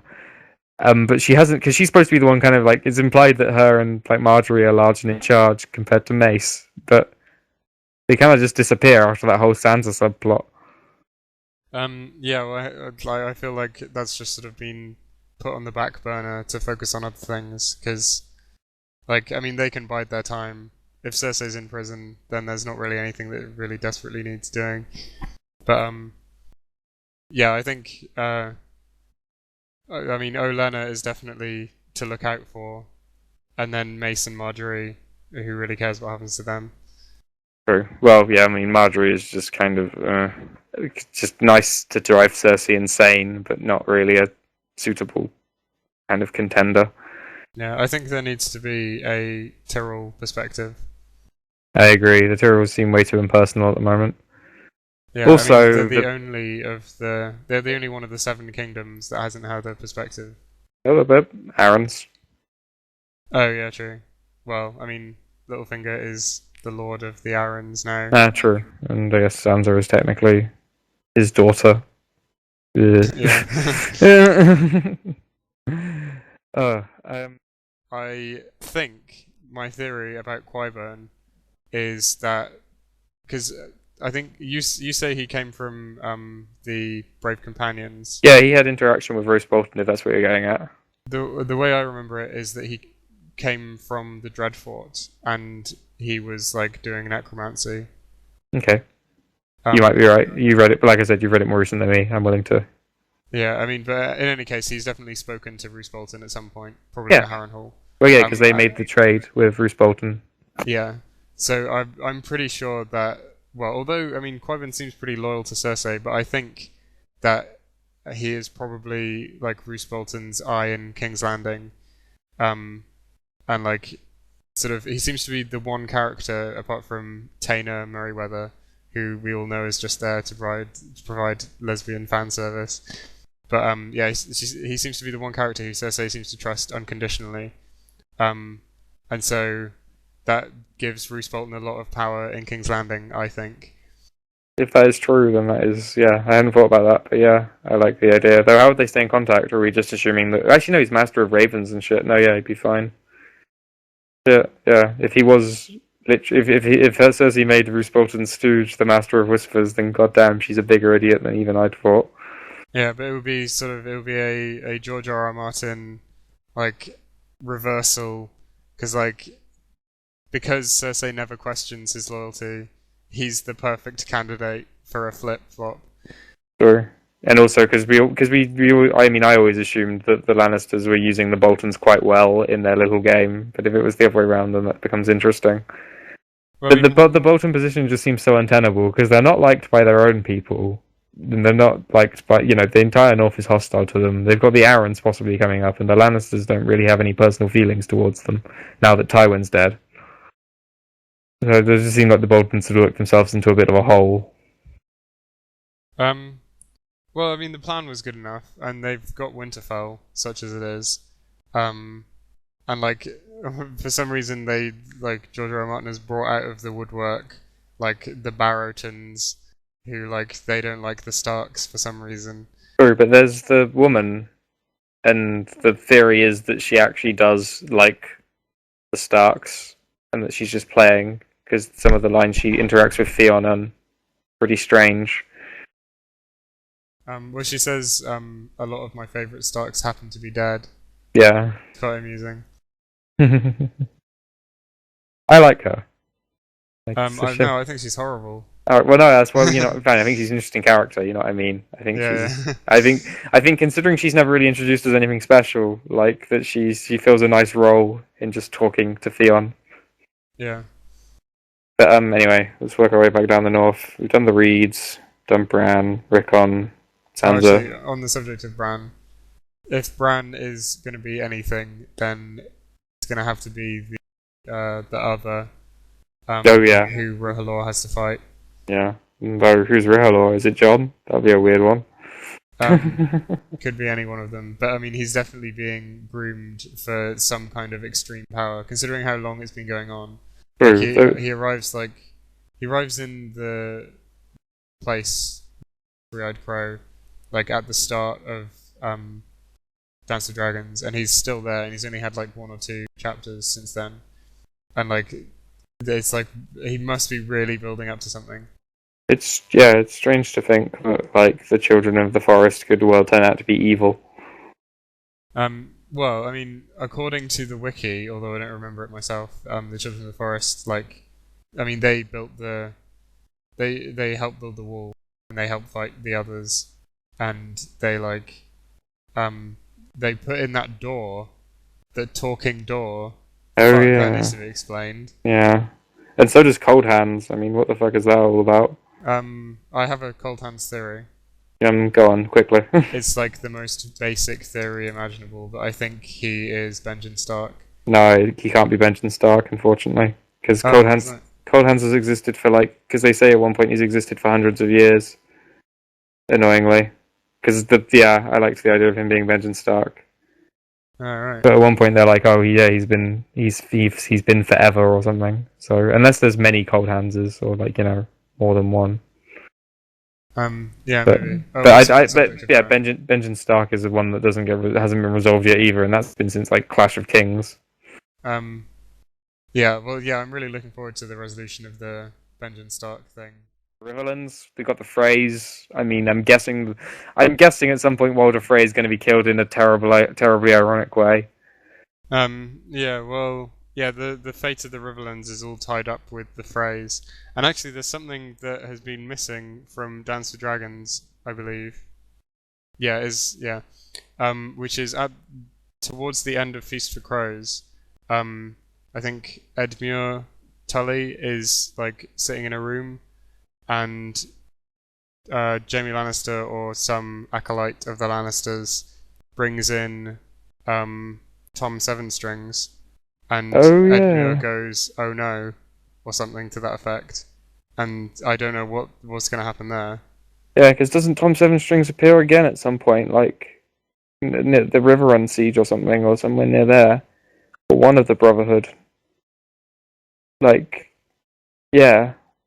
Yeah, I remember thinking this was really weird. Yeah, I'm not sure if that's ever going to get brought up again because it's It been so long since that scene happened. must do because Ed Martelli's another one because obviously he's like kind of one of the last legitimate claims of the Riverlands. There's also that theory about Jean Westerling and the fact that they might have replaced her with her sister, so the Lannisters don't actually have Jean now, and that there might be a Robb Stark heir running around or something to make things even more complex. Yeah, I've never detected anything about her sister. Well, there was this thing because they said that like the people who actually go to collect Jean Westerling and like the mother and that the mother seems oddly calm with giving her away and things like this, and they think that it might have been a switcheroo. And then there's what happened to Brendan Blackfish. Oh yeah, he'll be fine. Yeah. I have a feeling he's just gonna join up with the Brotherhood without banners. Probably just wash up downstream somewhere. Yeah, because he fits right in. Because he already knows Cat Stark, and he's just a dude who just wants to like fight for justice and stuff. So True, though the Brotherhood aren't really that interested in fighting for justice anymore, it seems. Which reminds me, Brienne and Jaime Lannister disappearing for the second half of Dance with Dragons. What's all that about? yeah, that was. I thought that was just like that was a thing that really needed more time to explain. Like Sure. you can't just. I don't think it's enough of a cliffhanger to have one single Brienne chapter. Or was it a Jaime chapter? No, it was a Jaime chapter. It was just at the end. It was just because that was the other weird thing. It was intentionally false. It was about Brienne and Sansa, which couldn't even be a thing. So it was clearly some sort of trap. And if Brienne gets Jaime killed, then I'm going to be really annoyed. Wait, was it about Sansa? Yeah, it was. It was like, oh, the Hound has got Sansa. We need to go save them. Oh right, yeah. Well, I mean, I don't know because It's intentionally kind of insane from our perspective. but Brienne has been fed like such misinformation throughout Feast for Crows. Like Sure. she doesn't know what she's doing. She's not on the trail of any of the Stark children. No, which is annoying because I really liked. I mean, I think I ship Brienne and Jaime pretty damn hard, and I want only good things for them. But it doesn't seem to be heading that way. No, I think it's such an obvious pairing that it's inevitable. But I don't know. I mean, at the moment, all we can really infer that Brienne has agreed with Laeney Stoneheart's deal and is leading Jaime to his death, seemingly. Yeah. Although, if Stoneheart trusts Brienne and Brienne vouches for Jaime, then maybe they'll join forces. Maybe Jaime will join the Brotherhood without banners. Yeah, true. Though at that point, surely, maybe, though, surely Jaime's army would be more useful. True, yeah. So yeah, Lannisters, Devon, no one cares about Devon, Ilyn Payne, who I quite like. I like his little clackling thing he gets later on. I mean, he laughs at Jaime. That's sinister. Character development. Yeah. Do you think Daenerys is going to go east before she can go west, or do you think she's just going to go west? Because that's one of the big things. Oh, well, I'm quite looking forward to seeing what the Shadow is like. But have we got enough time to go east to go west? I guess she's gonna have to. Well, that's what she's been told to do. But she, is. I mean, I guess once Victarion's, I'm just assuming Victarion's going to clean up. I mean, it seems likely. But I guess once that battle's over, then I guess they go west. No, go east. Yeah, well, I mean, Daenerys seems to be sort of lone wolfing it at the moment. We'll see what the Shadowlands are like. Maybe they'll be really cool. Do you reckon we'll see Maybe them? some magic will happen. Well, yeah, because like everything Quaithe has said has been really important. So. Sure, I suppose. I don't know. I can't imagine what there's gonna be that makes because they're kept so intentionally vague and kind of. Yeah. Well, I mean, they're kind of like a mirror image of like the Land of Always Winter, or something, like the far ends of the world. Because like in the first book where Bran sees everything, and he sees the light at the end of the world that's like beyond the north. Maybe there's something similar that Daenerys is going to explore, like some kind of like mythology, magic related thing in the shadow. True. Well, yeah, but this is the thing. I mean, how's that going to get her closer to Westeros? Maybe the shadow and the north are connected due to some kind of Actually, geography. that's really interesting because one of the only official maps of Game of Thrones that exists, other than the big map pack they released, shows a god on the end of the Shadowlands and a god at the top of the north. Oh, that's interesting. That could be a thing. Yeah, because I mean, I've talked to you on Facebook about this theory before, about sort of the idea that there are two like forces that are sort of in a deadlock. Yeah. So you've got the cold force and the hot force. Do we assume the hot force is real or?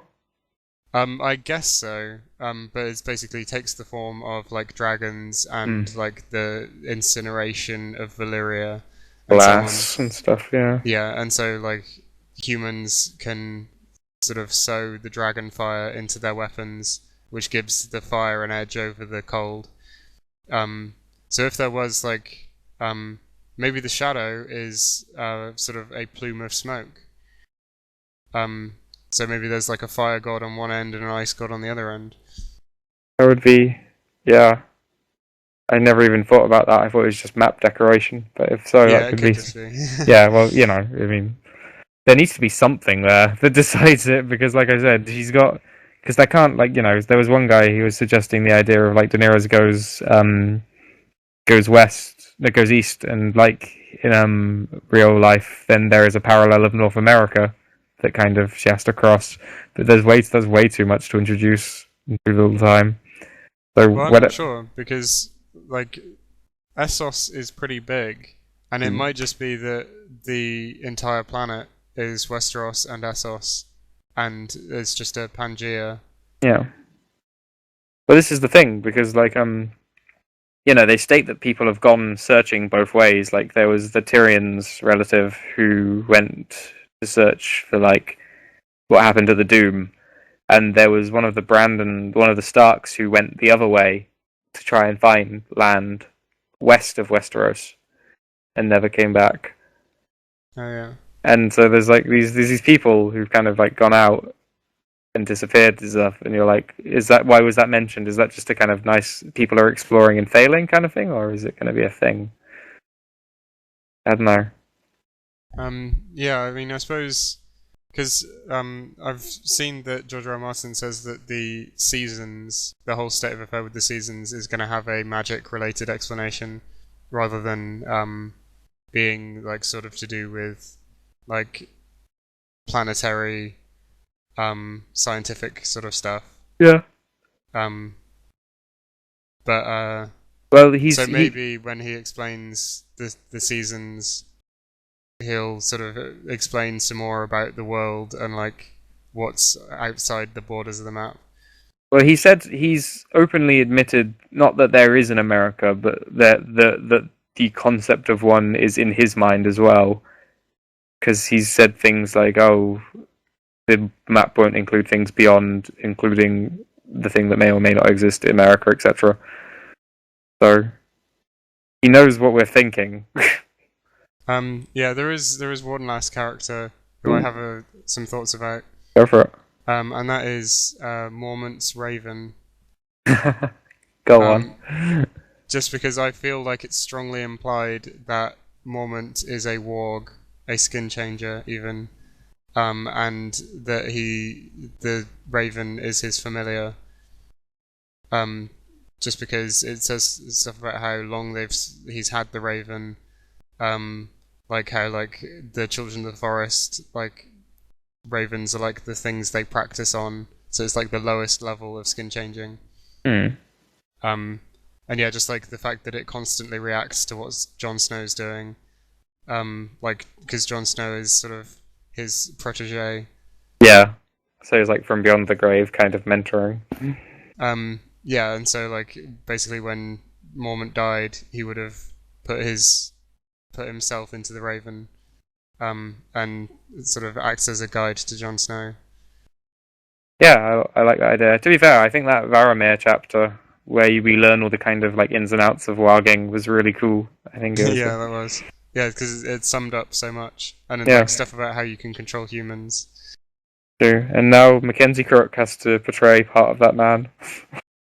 Yeah. Because Well, they've I was mixed. expecting him to be more significant, but Well, they've combined in the TV show. They're combining R+L and Varamar and a couple of other Wall characters into Mackenzie Crook, to make things easier and more significant. yeah. Which I guess makes sense.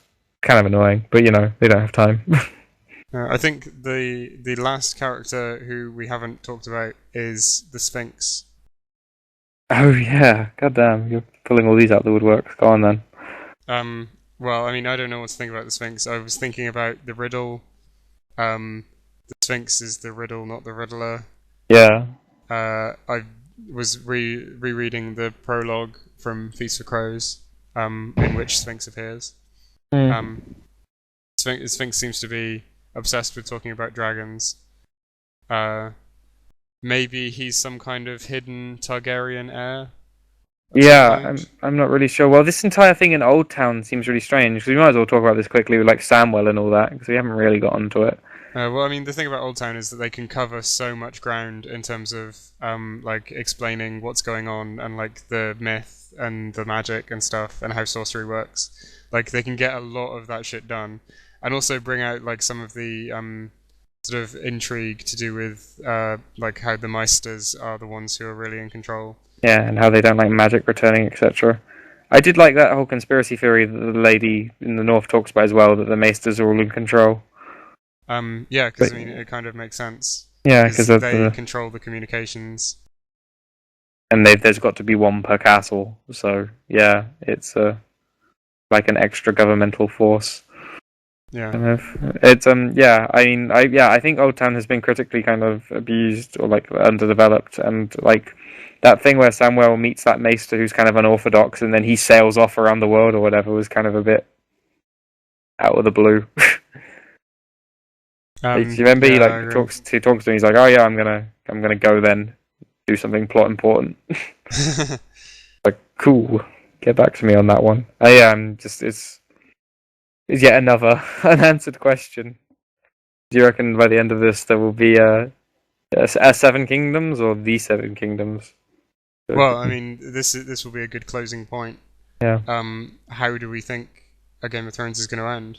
Yeah. Like, who's going to be on the throne? And is there a throne? I mean, will Westeros be united again, or? Yeah, because I think one thing I think might happen is whatever happened to Valyria, which has been kept nice and secretive, will happen to Westeros.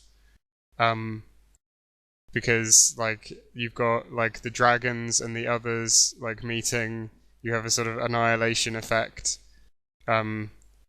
Like everyone's too busy fighting each other, no one's in control. Robert may have broken fate. Yeah, I think like there's enough chaos going on that like something cataclysmic could happen. Yeah. And the other thing that I think might happen is a reset to sort of sort of like just the start of the Targaryen reign, where you still have like a king in the north. So like maybe the Iron Islands will join with Stannis and rule the north, or they'll join with one of the Stark siblings and rule the north. And then you'll have the Southrons being ruled by the Targaryens again. Yeah, I agree. I don't think it'll be a complete Westeros again, because there's just been kind of too much bloodshed, etc., and everything's like the central authority's gone at this point, basically. I think probably there'll be a Stark in the north by the end of it, if there isn't some sort of cataclysmic event. I think there will be, like, because there's like two realms of Game of Thrones. There's like the political side, but then there's obviously the magic side, and so. Well, we can say who might be in charge of the Iron Throne. It might not make much difference if kind of the others have appeared, etc. Oh yeah, that's the thing. Because like, I mean, with the sort of like huge scale, like massively interconnected soap opera, where everything is sort of morally grey and you don't really have anyone who you root for more than the next guy. like it's hard to sort of wrap that up in a satisfying way, without bringing in like some kind of like supernatural, like all-consuming threat. Indeed. And so, like, I mean, the only way that like you can sort of return Westeros to a state of inertia, which is essentially what you need to do to make the ending good, is probably just to destroy all of it. So wait, are you saying that no one survives? Yeah, either that or it's a reset to like a more peaceful time. Well, I think if there is some sort of event, then there will be like survivors, but I imagine it'll probably be drastically thinned out, kind of like a plague. Like, I don't know, because there's got to be something. Though even then, like the amount of war and devastation that's already hit Westeros is pretty much kind of like unrecoverable. I mean, the political structures have basically been destroyed at this point. Like you have, I mean, the Tullys have been wiped out. The Arryns are on their way out. Like there's basically one heir at this point. Yeah. The Starks aren't a political force anymore. Like it seems like which will probably involve the dragons and the others. You reckon they'll fight? It seems like one of the only viable options. Yeah, I mean, I think it's easy enough for the dragons to make it up to the wall and fight the others. Whether it will come to that, I don't know. Because it seems like, I think with Jon Snow dead or deposed, I think what is being set up is the wall will fall or will fail. But then but that leaves Stannis in such an awkward position. Like just as soon as he gets Winterfell, he gets descended upon by like this undead army. But no, I mean that's the thing. I mean, it becomes really hard to tell who will be politically in control when we aren't even sure if there'll be a Westeros to control. Yeah. But I think at this point, if anyone's heading for a kind of victory, annoyingly, it's Daenerys. Which, I don't really like the idea of the Targaryens becoming back in control because it kind of makes it feel like it was always their divine right to be in control. Well, I think in a way it is, because the only, like Aegon the Conqueror, sort of, he won Westeros fair and square with supreme power. Like, there was no politics involved, he just had the power to do it. And so, like, I think that's because, like, he has an ultimate power and he doesn't rely on other people with their own agendas. I think if you have a character like that, which is what Daenerys is trying to be, then you end up with a much more sort of stable, politics because everyone answers to the same guy. So you're saying absolute monarchy is better than feudal monarchy? Yeah, I mean, look what happens as soon as the Targaryens aren't on the throne. It's chaos constantly. True. Well, it was when the Targaryens' dragons died that it kind of. But no, I agree. I mean, annoyingly, the like Daenerys calls them the pretenders. Have just fucked up the country. But equally, that annoys me because I like some of the pretenders, and it feels kind of silly that kind of Stannis and Renly and that all fought this giant war if just a Targaryen is going to be back on the throne. Yeah, but if it's not a Targaryen on the throne, then it's going to be some fallible power. Like Stannis on the throne will be all well and good, but like it's Shireen, yeah, like if he'll be old, he'll die. He doesn't have any good children. He just has Shireen. Or I guess it is going to be either Aegon or Daenerys or Jon Snow. Yeah, Jon Snow is the best possible outcome. Or Tyrion, if some people are to be believed. Yeah, Tyrion might be a good king. Sorry. So we all know the best king would have been Renly. Yeah, it's a shame that Renly died. I don't know. I don't really miss him. Thanks for listening to us talk. Hope you've garnered something. We'll try and put some of the links to the theories that we have found. And hopefully one of us editing this has been better. So until then, goodbye.